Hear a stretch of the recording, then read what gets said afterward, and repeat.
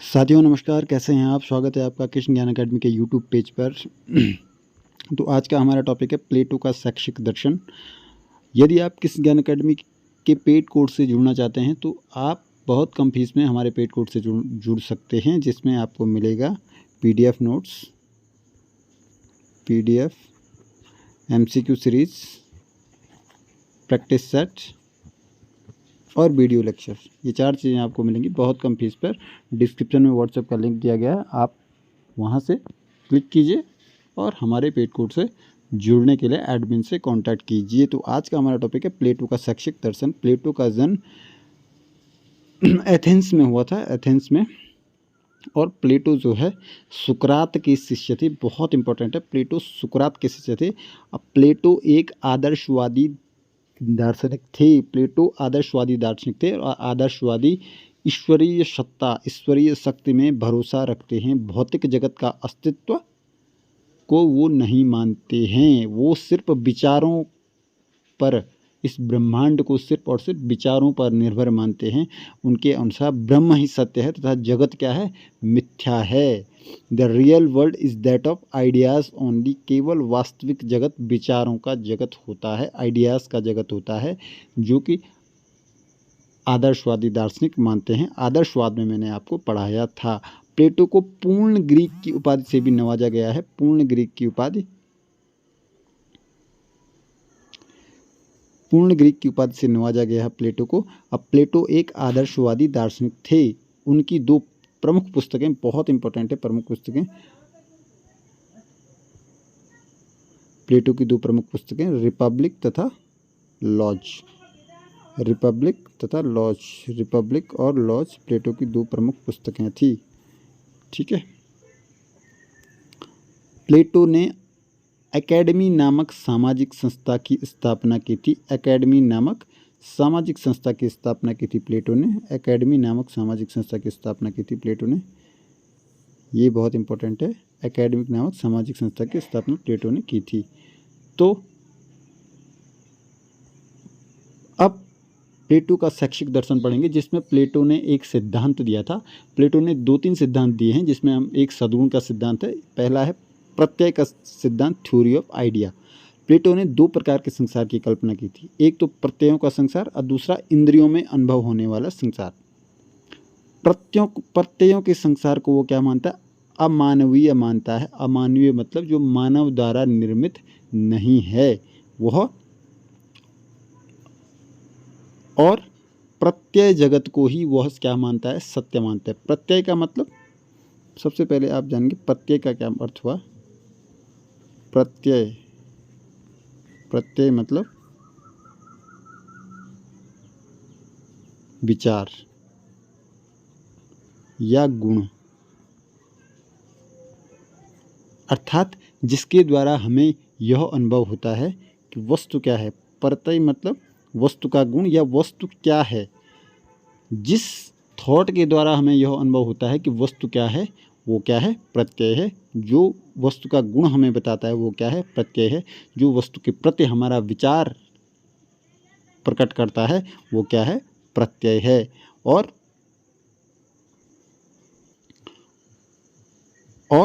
प्लेटो जो है इन प्रत्ययों को ही जगत की वस्तुनिष्ठ सत्ता मानता है। इस विचार को ही क्या मानता है, असली सत्ता मानता है। प्लेटो विचार को क्या मानता है, असली सत्ता मानता है। इसी से एक विशेष पदार्थ दूसरे पदार्थ से भिन्न होता है। अर्थात प्रत्यय ही, अर्थात गुण ही तय करता है कि एक पदार्थ दूसरे पदार्थ से भिन्न होगा। प्रत्यय विशेष पदार्थों पर आधारित नहीं है, वो तो उन विशेषों की रचना का आधार है।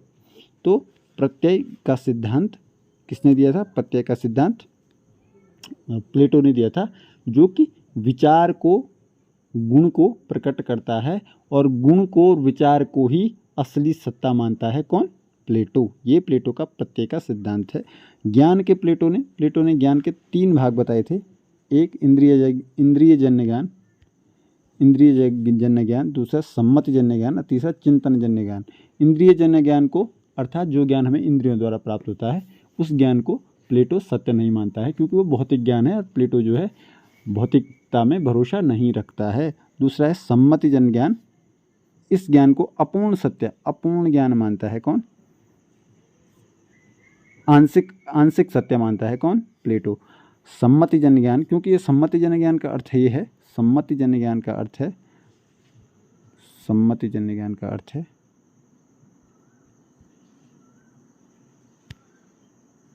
अनुभव से प्राप्त ज्ञान। अनुभव से प्राप्त ज्ञान, अनुभव से प्राप्त जो ज्ञान होगा वो क्या होगा? वो सम्मतिजन्य ज्ञान होगा, जिसे प्लेटो मानता है यह अपूर्ण सत्य है, पूर्ण सत्य नहीं है। चिंतनजन्य ज्ञान, तीसरा ज्ञान है चिंतनजन्य ज्ञान। ये ज्ञान क्या है? चिंतनजन्य ज्ञान ही क्या है? ये चिंतनजन्य ज्ञान क्या है? पूर्ण सत्य है। चिंतन मतलब जो, जिसमें जो विचार द्वारा, जो ज्ञान विचार द्वारा उत्पन्न होता है, अर्थात प्लेटो जब विचार को सत्य मानता है तो विचार द्वारा उत्पन्न ज्ञान ही, प्लेटो के आधार पर विचार द्वारा उत्पन्न ज्ञान ही क्या है? पूर्ण सत्य है। प्लेटो और उसका आदर्शवादी विचार ठीक वैसे ही है जैसे आदर्शवादी दार्शनिकों का विचार होता है, जिसमें वो ईश्वर में भरोसा रखता है, आत्मा में भरोसा रखता है। आत्मा मनुष्य की देह में होती है जो कि ज्ञान मुक्त होती है। शरीर नष्ट होने पर आत्मा नष्ट नहीं होती है, क्योंकि आदर्शवादी दार्शनिक ये मानते हैं। इसलिए प्लेटो भी ठीक आदर्शवादी दार्शनिक है। वो आदर्शवाद के अनुसार ही उसकी विचार हैं, जिसमें वो मृत्यु के बाद आत्मा का निवास आनंद लोक में मानता है, जिसके विपरीत बुरे कार्यों का अशुद्ध विचार होता है। इससे आत्मा उच्च श्रेणी में न होकर निम्न श्रेणी के जीवों में प्रवेश करती है। ये जिस तरह से आदर्शवादी दार्शनिक मानते हैं, प्लेटो भी ठीक उसी प्रकार से मानता है। इस तरह मनुष्य की उन्नति व अवनति से आत्मा को सुख व दुख भोगना पड़ता है। प्लेटो का पुनर्जन्म में भी विश्वास था। इस प्रकार हम देखते हैं कि प्लेटो के दार्शनिक विचारों पर भारतीय दर्शन की छाप स्पष्ट दिखाई पड़ती है। प्लेटो का पुनर्जन्म में विश्वास था, ईश्वरीय शक्ति में विश्वास था, आत्मा में विश्वास था, क्योंकि ये प्लेटो आदर्शवादी दार्शनिक था। प्लेटो के अनुसार आत्मा के निर्माण में 3 तत्व शामिल होते हैं। पहला है तृष्णा, दूसरा है इच्छा शक्ति और तीसरा है विवेक। आत्मा के निर्माण में क्या है? 3 तत्व शामिल हैं, तृष्णा, इच्छा शक्ति और विवेक। और इन 3 तत्वों के आधार पर प्लेटो ने क्या किया है? इन तृष्णा का गुण है संयम, इच्छा शक्ति का गुण है धैर्य और विवेक का गुण है ज्ञान। तृष्णा और इच्छा शक्ति, तृष्णा और इच्छा शक्ति दोनों लगभग सेम है, लेकिन विवेक क्या है? डिफरेंट है। इन 3 तत्वों के आधार पर प्लेटो ने मनुष्य के वर्गों का विभाजन किया है। तृष्णा की विशेषता वाला तीसरा वर्ग है जो उद्योगपति, व्यापारी, दुकानदार, किसान आदि का वर्ग है, इन्हें व्यवसायी कहा जाता है। इच्छा शक्ति की विशेषताएं वाला दूसरा वर्ग है जो सैनिकों का है, जिनका कर्तव्य सुरक्षा, युद्ध व्यवस्था, शांति स्थापना तथा नियम पालन करना है। और प्रथम वर्ग में आता है दार्शनिक शासक वर्ग, अर्थात जो राजा होता है, जो शासन व्यवस्था चलाते हैं, वो प्रथम वर्ग में आते हैं। शिक्षा प्रणाली, अब हम प्लेटो की शिक्षा प्रणाली पढ़ेंगे। जो कैसी शिक्षा प्रणाली प्लेटो के आधार, प्लेटो किस प्रकार की शैक्षिक व्यवस्था चाहता था। प्लेटो से पहले यूनान में 2 प्रकार की शिक्षा प्रणाली चलती थी। एक थी एथेंस की शिक्षा प्रणाली और दूसरी थी स्पार्टा की शिक्षा प्रणाली। एथेंस की और स्पार्टा की, एथेंस की और स्पार्टा की। एथेंस की शिक्षा प्रणाली पर राज्य का नियंत्रण नहीं था। उसमें क्या था? राज्य का कोई नियंत्रण नहीं था, सरकार का कोई, राज्य का मतलब सरकार का कोई नियंत्रण नहीं था। वह क्या थी? व्यक्तिगत। जो एथेंस की शिक्षा प्रणाली थी उसमें राज्य का कोई नियंत्रण नहीं था, वह व्यक्तिगत प्रयास पर निर्भर थी, अर्थात वो क्या थी? प्राइवेट शिक्षा प्रणाली थी। और इस शिक्षा में केवल साधारण अंक गणित ज्ञान और सैनिक शिक्षा दी जाती थी। फलस्वरूप अच्छे नागरिकों का निर्माण होता था, किंतु उस पर राज्य का नियंत्रण नहीं था। दूसरी स्पार्टा शिक्षा प्रणाली थी, वह पूर्ण रूप से सैनिक प्रशिक्षण पर आधारित थी। अर्थात स्पार्टा शिक्षा प्रणाली में क्या था? जो बालक होते थे वो उनको सैनिक प्रशिक्षण दिया जाता था। मूल रूप से पूरा फोकस जो है सैनिक प्रशिक्षण पर किया जाता था। और प्लेटो ने इन दोनों शिक्षा प्रणालियों को मिश्रण कर को अपनाने पर बल दिया। वह चाहता था कि शिक्षा व्यवस्था अच्छे नागरिकों के साथ अच्छे सैनिकों का भी निर्माण हो। शिक्षा के क्या उद्देश्य थे? प्लेटो ने शिक्षा के उद्देश्य में सबसे पहले क्या दिया?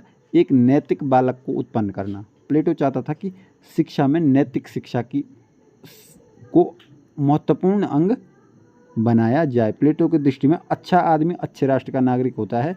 शिक्षा का कार्य अच्छे राष्ट्र के नागरिक तैयार करना है। प्लेटो का इस शिक्षा व्यवस्था में बहुत महत्वपूर्ण था नैतिक शिक्षा देना, नैतिक रूप से बालक को सबल बनाना। नैतिक रूप से बालक को क्या? सबल बनाना प्लेटो का महत्वपूर्ण क्या था? गुणधर्म था शिक्षक व्यवस्था का।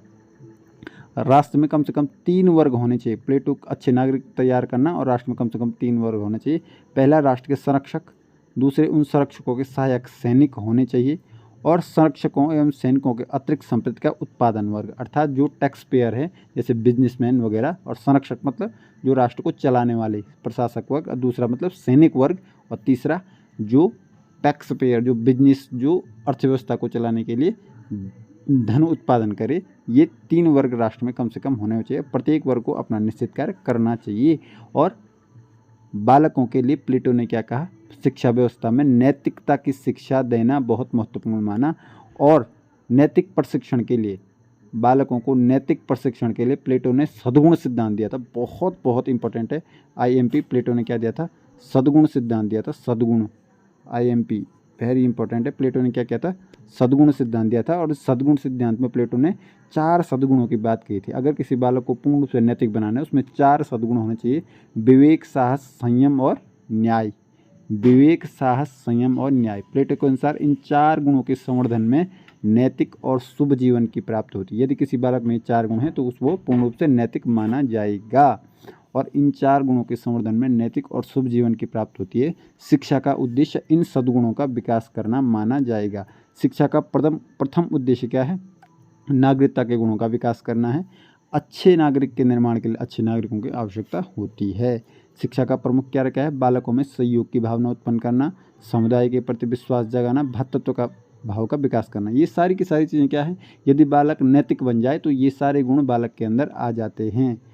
अगर बालक नैतिक बन जाए तो अच्छा नागरिक बनेगा। वो क्या, उसमें सहयोग की भावना उत्पन्न होगी, समुदाय के प्रति विश्वास जगेगा, भ्रातृत्व की भावना उत्पन्न उसके अंदर होगी। भ्रातृत्व का मतलब आपस में भाई बहन की भावना या आपस में अच्छे संबंधों की भावना का विकास होगा। शिक्षा का तीसरा उद्देश्य सत्यम, शिवम, सुंदरम के प्रति आस्था उत्पन्न करना। इसका अर्थ क्या हुआ, इसका अर्थ हुआ कि बालक में ईश्वरीय शक्ति के प्रति आस्था उत्पन्न करना। ये नहीं कि बालक जो है धार्मिक कार्यों में रुचि नहीं ले रहा है या ईश्वरीय शक्ति को नहीं मान रहा है। आदर्शवादी दार्शनिक ईश्वरीय शक्ति को मानते हैं। वो बालकों में ईश्वरीय शक्ति के प्रति या ईश्वर के प्रति, आध्यात्म के प्रति आस्था उत्पन्न करना शिक्षा का उद्देश्य मानते हैं। शिक्षा का छठा उद्देश्य मानव को शिशु बनाना और उसमें मानवता के गुणों का विकास करना है। शिक्षा का सातवां उद्देश्य क्या है, अच्छे व्यक्तित्व का निर्माण करना। अच्छा व्यक्तित्व संतुलित होता है। प्लेटो के अनुसार जीवन में अनेकाधिक विरोधी तत्व विद्यमान होते हैं। इन विरोधी तत्वों को पहचानना, इसमें संतुलन स्थापित करना शिक्षा का प्रमुख कार्य है। प्लेटो क्या मानता है, प्लेटो मानता है कि शिक्षा में विरोधी तत्वों को पहचानना, अर्थात हमारे जीवन में बहुत सारे क्या अच्छे कार्य हैं क्या बुरे कार्य हैं, उनको पहचानने की क्षमता अपने अंदर होनी चाहिए।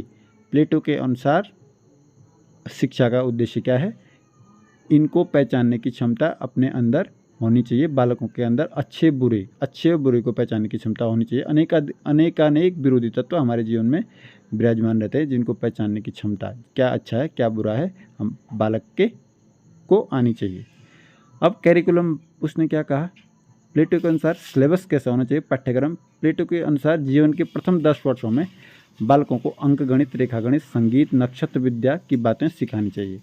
अंकगणित, रेखागणित, नृत्य, काव्य, कविता, खेल कूद, कसरत, सैनिक प्रशिक्षण, शिष्टाचार, संगीत, धर्मशास्त्र आदि की शिक्षा का विधान होना चाहिए प्रथम 10 वर्षों में। उच्च शिक्षा के पाठ्यक्रम में नीति शास्त्र, दर्शन, मनोविज्ञान, आध्यात्म शास्त्र, प्रशासन, कानून की शिक्षा को स्थान मिलना चाहिए। और ये जो नीति शास्त्र, दर्शन, मनोविज्ञान, आध्यात्म शास्त्र, प्रशासन, कानून की शिक्षा को प्लेटो ने एक टर्म दिया, इस टर्म को कहते हैं डायलेक्टिक। इन शब्द की प्लेटो ने डायलेक्टिक शब्द का प्रयोग वस्तुतः इन सभी विषयों के सम्मिलित ज्ञान के लिए किया। और डायलेक्टिक में सभी विषय सम्मिलित थे, जिसमें नीति शास्त्र हो गया, दर्शन हो गया, मनोविज्ञान हो गया।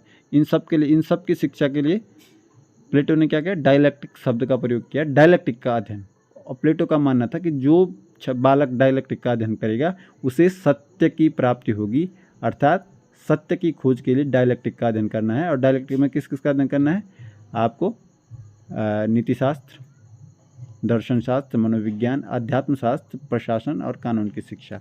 इन सारी शिक्षाओं के लिए प्लेटो ने डायलेक्टिक शब्द का प्रयोग किया। डायलेक्टिक बहुत इंपॉर्टेंट है। शिक्षा के स्तर, प्लेटो के अनुसार विभिन्न स्तर से शिक्षा मिलनी चाहिए। प्रथम है 3 वर्ष तक का शैशव काल, प्रथम स्तर, जिसमें 3 वर्ष का शैशव काल है। इस काल में उसे पुष्टिकारक भोजन मिलना चाहिए। बालक को 3 वर्ष तक क्या सिर्फ भोजन पर फोकस होना चाहिए, उसको अच्छा भोजन मिलना चाहिए। दूसरा है नर्सरी, इसमें 3 से 6 वर्ष की अवस्था। इस काल में खेल कूद, परियों की कहानी और मनोरंजन कहानियों की शिक्षा देनी चाहिए। तीसरा है प्रारंभिक विद्यालय का स्तर, 6 से 13 वर्ष की आयु का स्तर है। इसमें संगीत, नृत्य तक काव्य, धर्म की शिक्षा देनी चाहिए। गणित की भी शिक्षा थोड़ा बहुत प्रारंभ कर देनी चाहिए। माध्यमिक शिक्षा यह 13 से 16 वर्ष की अवधि का है। इसमें गायन, वादन पर बल देना चाहिए। धार्मिक श्लोकों का गायन, कविता पाठ, गणित के सिद्धांतों की शिक्षा यहाँ देना शुरू कर देना चाहिए प्लेटो के अनुसार। 5वां है जिम्नास्टिक काल, इसमें 16 से 20 वर्ष की अवस्था का काल है। बहुत महत्वपूर्ण है कि प्लेटो के अनुसार जिम्नास्टिक काल का समय क्या है, 16 से 20 वर्ष की अवस्था का काल है। इस अवधि में शरीर को सबल बनाने के लिए भांति भांति के शारीरिक व्यायाम करने चाहिए। यह सैनिक प्रशिक्षण की पृष्ठभूमि है, बहुत महत्वपूर्ण है। प्लेटो के अनुसार सैनिक प्रशिक्षण की पृष्ठभूमि का काल कौन सा है, जिम्नास्टिक काल, 16 से 20 वर्ष का। बहुत महत्वपूर्ण क्वेश्चन यहाँ से बनेगा। उच्च शिक्षा, प्लेटो के अनुसार उच्च शिक्षा का अवधि 20 से 30 वर्ष तक की होगी। इस काल में युवकों को अंक गणित, रेखा गणित, संगीत, नक्षत्र विद्या आदि वैज्ञानिक विषयों का ज्ञान प्राप्त करना चाहिए। इस काल में युवकों में विज्ञान को व्यवस्थित करने की क्षमता प्रदान करना चाहिए। 20 से 30 वर्ष को उच्च शिक्षा प्रदान करनी चाहिए। इस काल में युवकों को अंक गणित, रेखा गणित, संगीत, नक्षत्र विद्या आदि वैज्ञानिकों का ज्ञान प्राप्त करना चाहिए। अब है उच्चतम शिक्षा।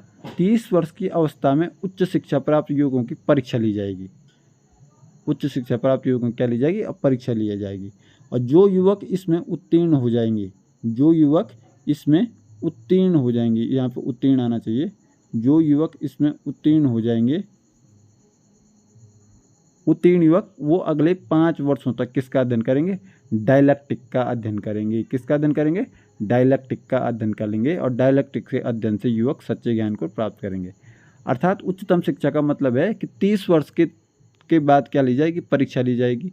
और उस परीक्षा में जो उत्तीर्ण हो जाएगा वो उन बालकों को डायलैक्टिक, जो विषय मैंने डायलैक्टिक के अंतर्गत बताए थे अभी, जिसमें नीति शास्त्र, दर्शन शास्त्र, मनोविज्ञान, कानून की शिक्षा दी जाएगी, वो डायलैक्टिक का अध्ययन करेंगे। जो उत्तीर्ण हो जाएंगे उनको क्या डायलैक्टिक का अध्ययन करवाया जाएगा।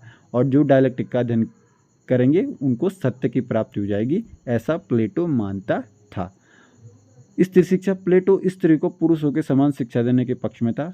प्लेटो दासों को राज्य का नागरिक नहीं मानता था। वो मानता कि दास राज्य के नागरिक नहीं है, वो सिर्फ राज्य की सेवा करने के लिए ही बने हैं, और उनको शिक्षा देने के पक्ष में प्लेटो नहीं था। और प्लेटो की शिक्षण विधियाँ क्या क्या थी, प्लेटो की शिक्षण विधियाँ थी तर्क विधि, व्याख्यान विधि, प्रश्नोत्तर विधि। इन विधियों को प्लेटो महत्वपूर्ण मानता था, तर्क विधि,